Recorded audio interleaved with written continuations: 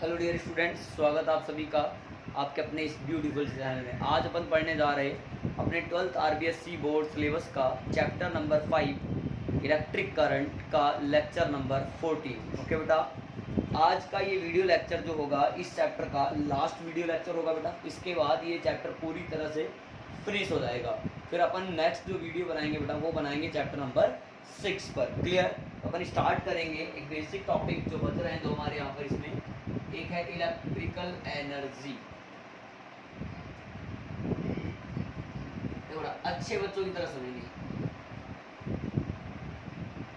कोई भी जो हमारा इलेक्ट्रिकल सर्किट होता है, इलेक्ट्रिकल सर्किट में हम करंट फ्लो करवाने के लिए एक सोर्स यूज करते हैं, एक बैटरी यूज करते हैं, एक सेल यूज करते हैं। तो जो सेल होता है, बैटरी होती है या सोर्स होता है, वो उस सर्किट के अंदर करंट फ्लो करवाता है या करंट को मेंटेन रखता है। तो इसके लिए इसके द्वारा एक इलेक्ट्रिकल वर्क डन किया जाता है, या ऐसे कह दो उस सोर्स से सर्किट को एक एनर्जी सप्लाई की जाती है जिससे कि उसमें करंट क्या रह सके, मेंटेन रह सके। देन अपन कह सकते हैं कि द इलेक्ट्रिकल वर्क डन और energy supplied by the source of EMF to maintaining electric current in an electric circuit is called electrical energy। बेटा अपन लिख रहे हैं इसकी definition. The electric work done और इलेक्ट्रिक एनर्जी या एनर्जी लिख लीजिए, और energy supplied by EMF, by source of EMF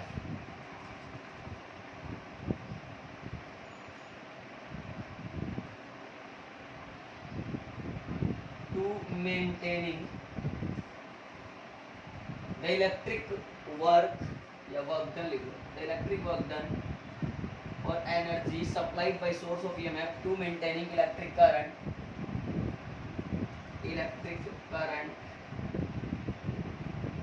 in an electric circuit is called electrical energy।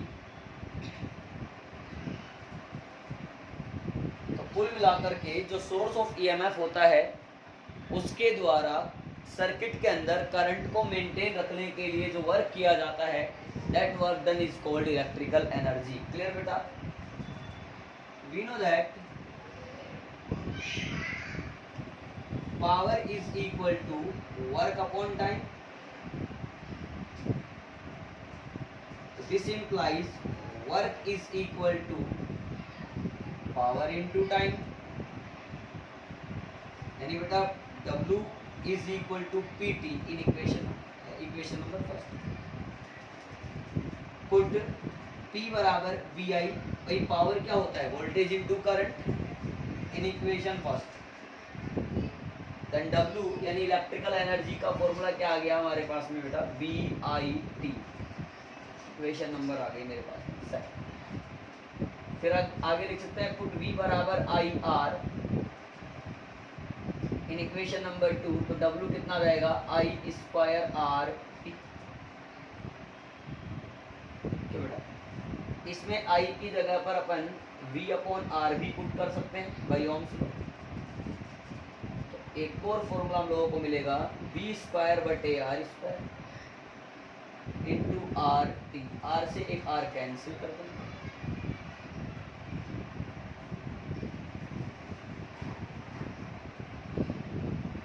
अब बेटा जो हमारे पास इलेक्ट्रिकल एनर्जी आया है उसका ऐसा यूनिट की बात करें तो वो तो जूल ही होता है। तो ऐसा unit of electrical energy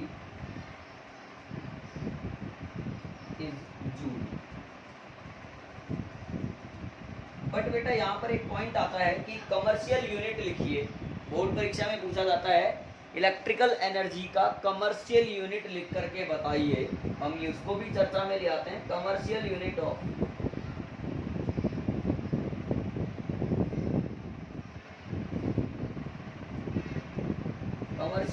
of electrical energy is kilowatt hour भी होता है, या फिर इसको कहते हैं बेटा बोर्ड ऑफ ट्रेड यूनिट, या फिर बेटा इसको कहते हैं यूनिट ऑफ इलेक्ट्रिसिटी। अब तुमसे वो पूछ सकता है कि 1 किलोवाट आवर में कितना जूल होता है, तो उसको हम बना सकते हैं बेटा। पहले आप इतना नोट कर लो,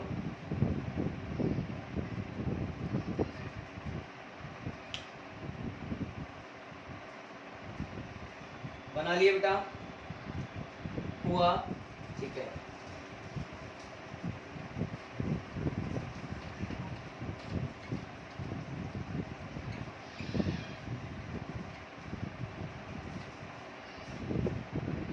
हो गया बेटा। अब देखिए 1 किलोवाट आवर जो है उसमें 1000 वाट, और बेटा ये जो आवर है घंटा, इसमें कितने हो जाएंगे 60 इंटू 60, 60 मिनट, और फिर सेकंड बदलो 60 इंटू 60, ये हो गया सेकंड। तो बेटा 1 किलोवाट आवर जो आ रहा है वो आ रहा है हमारा 6 छंगा 36, 36 इंटू 10⁵ वाट इंटू सेकंड। बेटा वाट इंटू सेकंड को ही क्या बोला जाता है बेटा, जूल बोला जाता है। तो 1 किलोवाट आवर में कितना जूल हुआ, इतना जूल हुआ। क्लियर बेटा, फटाफट से आप लोग इसको भी नोट करिए, फिर अपन बात करेंगे बेटा इलेक्ट्रिकल पावर की।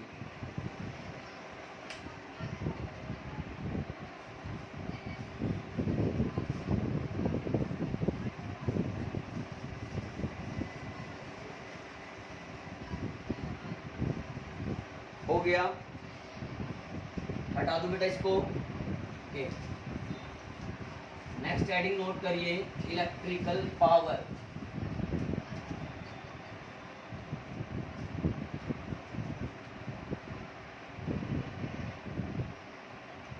इलेक्ट्रिकल पावर, अब बेटा इलेक्ट्रिकल पावर भी वही है जो सोर्स ऑफ ईएमएफ होता है, उसकी वजह से energy supplied by the source of EMF to maintaining the electric current in an electric circuit is called electrical power। ये भी इलेक्ट्रिकल पावर भी एक तरह से इलेक्ट्रिकल एनर्जी का ही काम कर रहा है।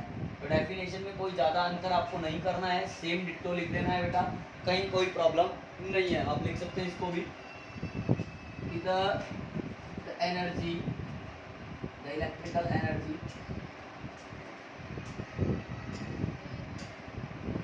supplied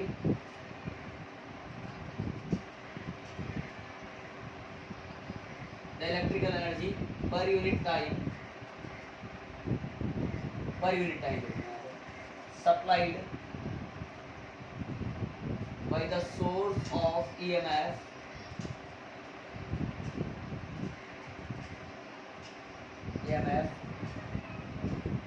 to maintaining electric current in an electric circuit is called electrical power।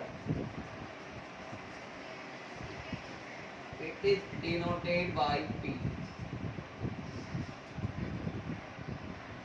क्यों बेटा, अपन जानते हैं कि पावर जो होता है वो होता है हमारे पास में वर्क अपॉन टाइम। अब आपने कहा कि ये जो वर्क है वो एक तरह से इलेक्ट्रिकल एनर्जी है, बिल्कुल सही। तो मैं इसको ऐसा लिख दूँ, इलेक्ट्रिकल एनर्जी अपॉन टाइम। अब बेटा पर यूनिट टाइम, अगर टाइम की वैल्यू 1 सेकेंड हो तो इलेक्ट्रिकल एनर्जी किसके बराबर आ रही है, पावर के। तो power is equal to work upon time. Equation number 1, put W is equal to होगा चार्ज इंटू पोटेंशियल डिफरेंस। तो पुट W बराबर Q into V in equation number first. यहाँ से P कितना आएगा बेटा, Q V upon time, charge upon time क्या कहलाएगा बेटा, I। तो P बराबर आ जाएगा IV, या फिर इसको लिख लो P बराबर VI। इक्वेशन नंबर आ गया मेरे पास में सेकंड। अब बेटा ओम्स लॉ यूज करके V की वैल्यू क्या लिखी जा सकती है, IR लिखी जा सकती है। तो put V is equal to IR in equation number 2। तो P बराबर आ जाएगा I²R, इक्वेशन नंबर थर्ड। फिर बेटा यहाँ पे I की वैल्यू क्या पुट की जा सकती है वापस से, V अपॉन R। फिर एक और फॉर्मूला आ गया बेटा, P बराबर वी स्क्वायर बटे आर स्क्वायर इंटू में आर से एक आर कैंसिल, तो पावर आ जाएगा V square upon R, equation number 4। Clear बेटा? फटाफट से नोट करो, फिर इसके यूनिट की भी बात करेंगे बेटा।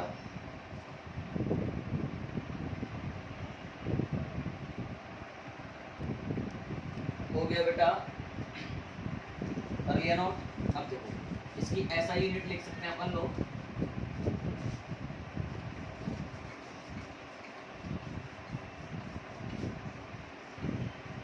क्या हो जाएगा, जूल पर सेकंड, और जूल पर सेकंड को क्या कहते हैं बेटा, volt.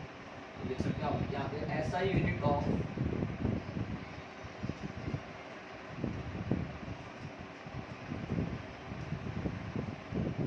Electrical power is joule पर सेकंड, बोले तो इसको कहते हैं वोल्ट। ठीक है, अब अदर यूनिट और लिखें तो other unit of power, other units of power R H. 1 kilowatt जो होता है वो होता है 10⁻³ वाट के इक्वल। 1 मेगावाट जो होता है वो होता है 10⁻6 वाट के इक्वल। और 1 HP हॉर्स पावर जो होता है वो होता है 746 वाट। ठीक है, फटाफट से नोट कर लो, फिर एक लास्ट टॉपिक और स्टार्ट कर रहे हैं। लिख लिया? आइए,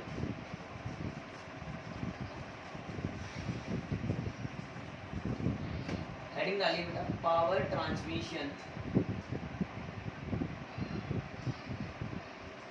power transmission at very large distance, very large distances.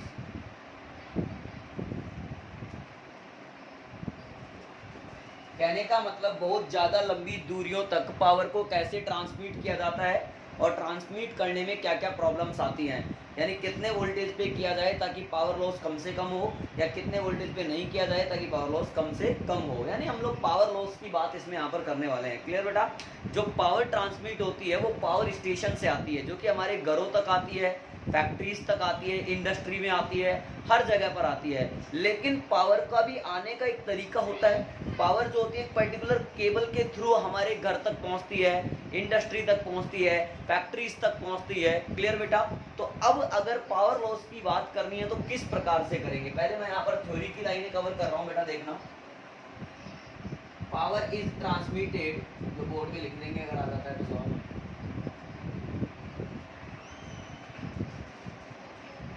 from power stations to our houses, factories, etc. through a cable of, through a cable। ठीक है, मान लिया जाए if resistance of cable is R, then power consumption is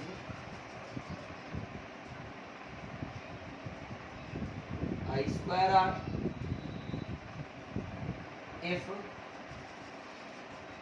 power is transmitted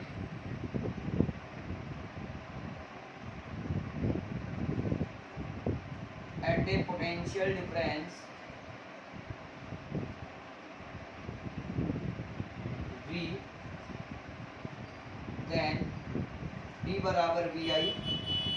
यहाँ से I निकाला बेटा तो कितना आया, P/V, इक्वेशन नंबर 1 कह दिया। हेंस पावर लॉस कितना आएगा यहाँ पे बेटा, पावर लॉस की वैल्यू आएगी I स्क्वायर R, ये लॉस होगा पावर का। अब बेटा यहाँ पे I की वैल्यू कितनी डाल दो, P/V डाल दो, तो power loss is equal to P square बटे V स्क्वायर इनटू में R। अब अपन इसको इक्वेशन सेकंड कहते हैं। अगर ये कहते हैं कि पावर स्टेशन से आने वाली जो पावर है वो कांस्टेंट है, इफ पावर इज कांस्टेंट, देखो रेजिस्टेंस जो है केबल का वो कांस्टेंट रहेगा ही, देन पावर लॉस किस पे डिपेंड करता है सर, फिर वोल्टेज पे डिपेंड करता है, is inversely proportional to V square. अगर V की वैल्यू ज़्यादा होगी बेटा तो सीधी सी बात है पावर लॉस वहाँ पर कम होगा, और अगर V की वैल्यू कम होगी बेटा तो वहाँ पर पावर लॉस आपके लिए ज़्यादा होगा। आप सीधी सी बात समझो ना यार, एक तो 220 वोल्ट की लाइन है और एक 220 किलो वोल्ट का ग्रेड है, तो यहाँ पर पावर लॉस जो है वो कम से कम होगा और यहाँ पर पावर लॉस ज़्यादा से ज़्यादा होगा। तो अपन यहाँ लिख लेते हैं ना बेटा एग्जाम्पल के रूप में, जैसे power loss for 220 kilovolt is 10⁻⁻⁴ less as compared to power loss for 220 volt. यानी 220 वोल्ट वाली लाइन की बजाय 220 किलोवोल्ट लाइन में जो पावर लॉस होता है वो 10⁻⁻⁴ टाइम्स कम रहता है। क्लियर बेटा, फटाफट से नोट करिए आप लोग।